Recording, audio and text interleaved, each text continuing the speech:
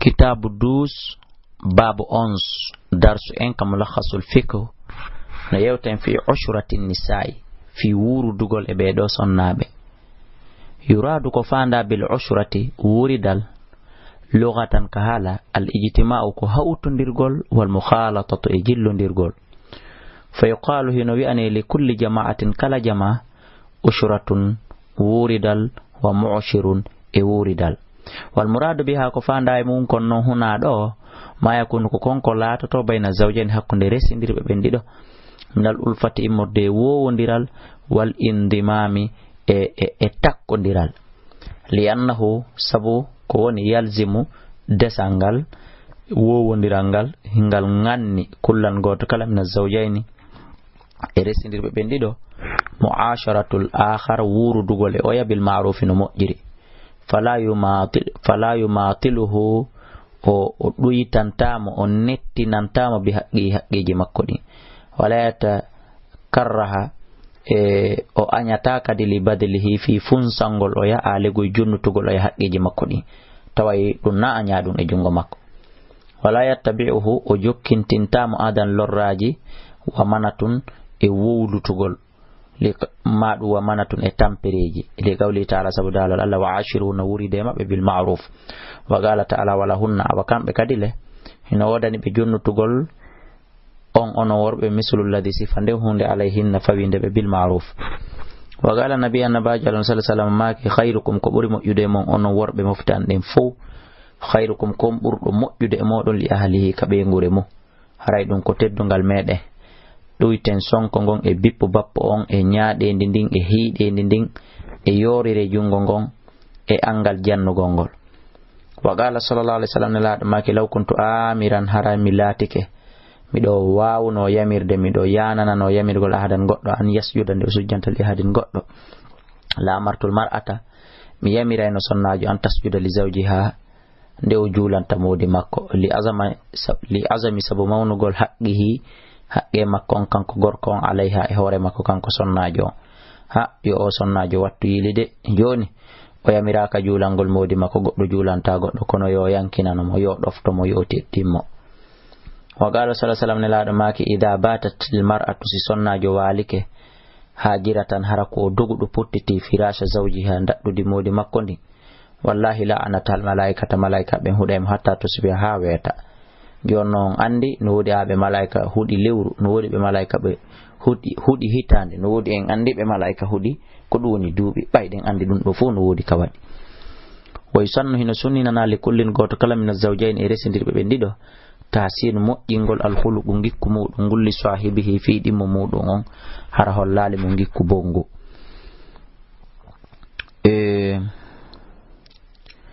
warrafqu bihi e newanagol mo wa tahammalu e muññagol adahu lorraji makko li qawli ta'ala wa bil walidayni ihsanan ila qawli haka ala dalɗon wa sahibi bil jambi e wondiɗɗo e bange qila wi'ama huwa ɗum ɗo kullu wahidin ko fi goto kala e maɓɓe min azawjani e kamɓe resindirɓe ɓen ɗiɗo wa qala nabi anabaji sallallahu alaihi wasallam maki istawsu bin nisa'i wasiye sonnaɓen ko ɗum woni wuride sonnaɓen khayran moƴƴiri fa innahunno kamɓe awan indakum ko be wallindirte be jungo modon on gasta e baaw mabbe be gasata e baaw modon wodi ko be wallata on wodi onon kadi ko wallaton be wa en baki hino hanani li zawji modi bon imsaku zawjati jogitagol be makko hatta ma akarahati ha hay lernde o anyi jogitagol harahi mo forsa jogitagol laha wonandemo li qawli ta'ala wa ashiruna bil ma'ruf in karitumuhunna son anyiribe fasano tanjin an takrahu nde añoto shay'an goɗɗum koni wa jalallahu Allah waɗa fihi muɗum khayran kasiran qala ibn abbas abdullah ibn abbas maki fi ma'anal ayatil karima e nder mana o aya tedduɗo wo rubama ruziga heewi ko arsikete min ha e ɓe sonnaɓe e rubama ruziga heewi ko on tigi arsikete min ha e sonnajo on waladan ɓiɗɗo fa jalallahu Allah waɗa fihi e on ɗon ɓiɗɗo khayran kasiran moƴƴiri ɗuɗunde wa fil hadisi sahih no ari hadisi selluɗo kanelaɗo make la yufraku accitata mu'minun gorko gomɗinɗo mu'minatan debbo gomɗinɗo few o taw accutumo in sakita min ha so anyirimo hulgan ngungikku bonguɗa radiya min ha yo eto ha o weltoramo akhara kungikku moƴƴunɗa fa ida tammal aqd si woni tun humugol dewgal ngal lanni timmude e nele lazama haray waɗɗike taslimi zawjata jonnugol ɓeygu ngun allati on yuta'u ko ɗum woni mo yotti e muɗum balndi haray waɗɗike jonnugol mo mislaha teŋe yeru makko hani hendade ida talaba zawju si tawi woni modi bo on ɗaɓɓi taslimaha afwan lazima haray waɗɗike taslima zawjatu jonnugol ɓeygu ngun hawaligoy jebbilagol sonnajo on allati on yuta'u mo tawata hino wawe yidede balndi misluha yeru muɗum tawa yeru duuɓi ɗi o mari ɗin hino wawe yidede balndi haray waɗɗike mo jonnugol hoore makko ɗoftagol hoore makko jebbilagol ida talaba zawju simmudi makko ɗaɓɓirimo taslima ha jonnugol hoore muɗum on faami fi bayti ka suudu makko illa ida sharatatu alayhi si wona hara sonnajon sartinno e hoore makko kanko gorkon fil agdi ilaka humugol dewgal ngal baka ha heddagol mo fi daari ha ka galle makko aw baladama ka leydi makko sawni gorkon inni aruka suudu an ka kayborru an mi jonnitama nyalaɗe maɗe haray waɗɗike debbo on jebbilagol ɗum waɗa ɗum illa ko hina gotel hara debbo no waɗno sarti sa jom mbila kaka galle an ɗo mi wonata ma kaka leydi an ɗo mi wonata haray ko an arata tawala wali zawji no wodani modi on an yusafira nde o voyasata biha wondude ɓeygu makko safaran voyasi la masiyata fi mo tata yeddugol Allah ala e mum wala khatara ko hulɓini e dansere ala e mum li annahu sabuna nelaɗo sallallahu alaihi wasallam wa sahabahu e sahaba maɓɓe kanu ɓe laatike yusafiruna heɓe voyasi dayno bini sa'ihim e sonnaɓe maɓɓe lakin koni galaba hino ɗuuɗi hino jaali al asfara voyasiji al muta'arifa andaɗi ɗin alayha e hoore mum fi hada zaman e o zamanu ɗo hiya al asfar ko ɗum woni voyasiji ilal biladi al kharijiyya ya faade e leyɗele yaasiyankoje étranger al kafirata leyɗe keferɗe wa biladal ibahiya ko ɗum woni e leyɗele daginayɗe boneji wal fasada e boneji fala yuzu dagota ka safar voyasugol ila hadihi al biladi faade e ɗeɗo leyɗe limujarradi nazha sabu telɗugol sabu sortagol laaɓal ngal watta farruji e yolɗede nden lima fi dalika sabu ko woni ko min al khatari shadid immorde dansireji tiiɗuɗi nangegol e sokegol e yoolagol ala dini e hoore dina kan e forcegol ha hara golletirka dina kan wal akhlaq e gikkuji bonɗi wajibu hino waɗɗi alal mar'ate dow sonnajo on wa ala awliyaiha e waliya e makko ɓen al imtina salagol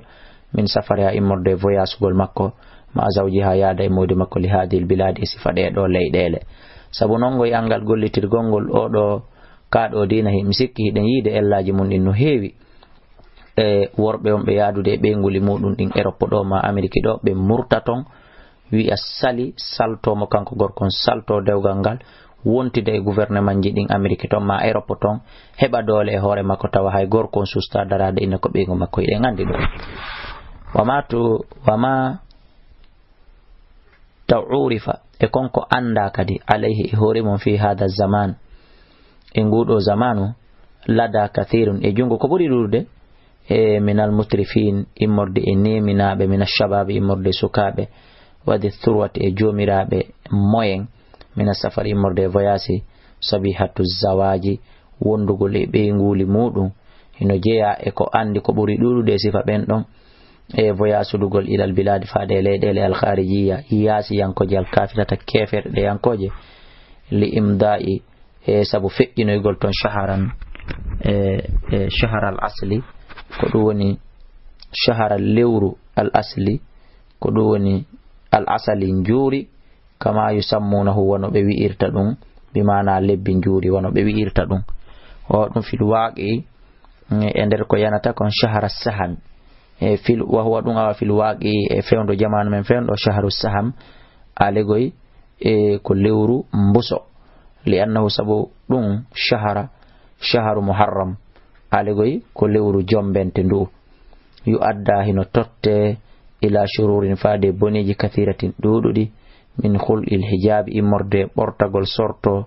ka hijabu mu'um wattasbi e ka zilbaju mu'um wattazi e cuɗitorgol bizayil kuffari cuɗari heferɓe wa mushahadatu e tawegol af'alul kuffari golleli heferaɓe wa taqaliduhum ko ɗum e ɗowagol maɓɓe e as-sakhifa jasintinare hayfintinare wa ziyaratu e juureyagol amkinatil lahawi e nokkeli belede hatta tarjil mar'ata ha sonnajo ruttito e mutaathiratan harako battindo bitilkal akhlaqi dido gikkoli arradilati jasudi zahidatun e nabaydi bi akhlaqin gikkuji mojjidin bi mujtami'iha moɓodire muɗum bi akhlaqi mujtami'iha sabu gikkuji moɓodire muɗum ɗen ta ko naɓay ɗum almuslimu julɗo yagal ngal julɗo on fa inna hada safar ande no ɗiɗo voyage ji haramun no harmi shadidu taharimi ko ɓuri sattude e harmugol yajibu hino waɗɗi al akhdh jogitagol nanga ala yadi murtakibihi kala juuɗe faggitiɗo ɗiɗo yaaduji jogagol juuɗe makko ɗen sakkomo wa man'ihim e haɗugol ɓe sakkoɓe minhu e ɗiɗo yaaduji wa yajibu hino waɗɗi fes ala awliya il mar'a e dow waliyaɓe sonnajo man o ha sakkagol mo haɗamo min dalika safar e ɗiɗo voyage ji wa takhlisuha e laɓɓingol mo min hada zawji immorde oɗo modibbo oɗo gorko andanɗa hoorema almustahtaru mi mana andanɗa hoorema kanko ko lokaɗo ko beleɗe weli foti woni mun haray no waɗɗi waliyaɓe so tawi no yeehi ha ɓen ɗon tigi woni puusoɓe yo debbo on ɗaɓɓane kaydiji yo debbo on yahu on andi haray metti fi haray ili ƴawri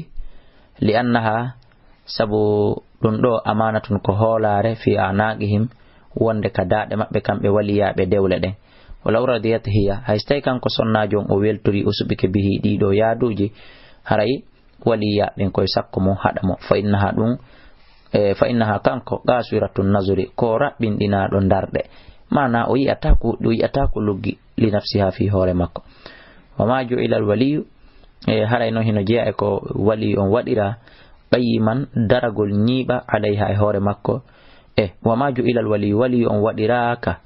qiyaman alayha daranagol mo daro e hoore makko feeja fi makko illa liman iha sona fi haɗugol mo min misli dalika e morde sifa ɗiɗo boneji wa yahrumu no harmi ala zawji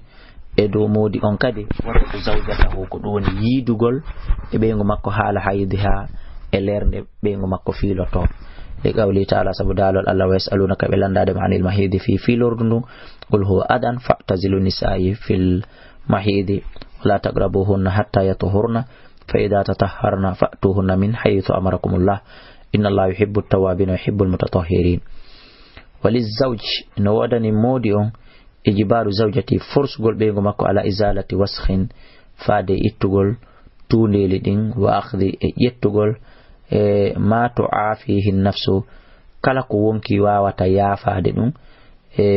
min sha'rin immorde e leeɓi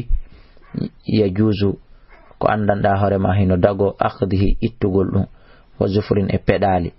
donc no gorko no mari plein droit forsugol ɓeygu mum ittugol tuundele ɗen ittugol peɗali fembugol leeɓi suuɗiɗi waman o ha e sakkagol mo min akli immorde e ñamugol malahu kala ko on ko andanɗa hoorema hino mari ra'ihatun urugol karihatun añagol par ce que ko ɓe waloda ɓe nokku gotum fofida nokku gotum fewtodira li anna dhalika sabu ɗum ɗo fop yanfiruhu doginaymo kanko gorko on an ha itta e debbo on wayjubaru ha o forsa mo kanko modi makko o forsa ɓeygu makko ala gasli e lotugol najasata kala soɓeji ɗin wa ada e tottugol wajibun waɗɗiɗi ɗin fokka salawatil khamsi wono waɓutuji julɗe farilla ɗin joyi falaw imtanat si tawi sinno kanko sonnajo on o saliki an adaiha e gay tottugol ɗe alzamaha haray o ganninamo bidalika e ɗiɗo waɓutuji wa adabbaha o tottinamo ɗe o gera ha sonnajo on totta fa in sallat so juuli awa wa illa sona ɗum harramat alayhi l iqama o harmina e dow makko wa illa sona ɗum hurrimat ɗawe harramat alayhi o harmina e hoore makko al iqamata ñiɓugol ma hawdude makko bi mana so tawi o jaɓal julde ina partite ɗo en wondata en joɗodata waɗata hunde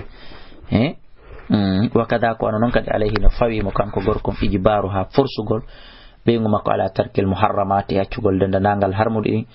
wajjitinabi ha e woɗɗitagol majji le qawli ta'ala sabu dalol Allah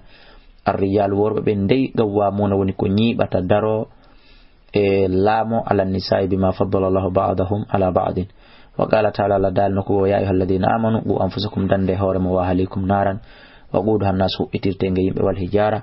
alayha malaikatun ghilazun nyaadbe shidadun ko dum woni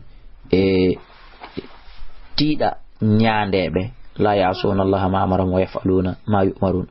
wa qala ta'ala wa'mur yamin ahlaka bis salati wastabir alayha la nas'aluka min landaki mariskan arskina nahnu narzuquka wal 'aqibatu lit taqwa wa sallallahu ala taddur to do hino manti ala nabihi edo annabaji makko Ismail alayhi salam bi qawli sabdal gol makko wadhkur andu fil kitabi Ismail innahu kanko kana lat ke sadigal wa'di ko gongo do e fodore wa kana lat ke rasulan nabiyan awakadi wa kana lat ke ya'muruhum wa yamirayno ahlahu be ngure makko bis salati julde wa zakati tukul zakka wa kana ulati inda rabbih mardiyan ko yarlado sabu ko dumi kon e yamirgol be ngure makko den dun don e hadugol be ngure makko den ko boni kon ko non fa zawju awa modibo onde mas'ulun ko landitetedo be mana ko responsible an zawjati ga be ngumako wa huwa kanko mustar'iyun ko ayninado alayha ay hore be ngumako wa mas'ulun awale ko landitetedo ra'iyati ga ayni ngaynateri makko ndi khususan special man no hertinira wa annaha e kadi kanko sonna jon tarbiyun ko ne o awladahu bibbe makko ben kanko gorko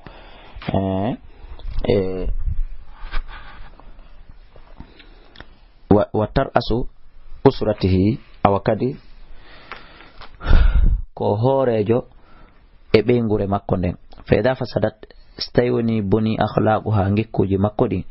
waqtalla surtike wi dinuha dina makko kan afsadat alayhi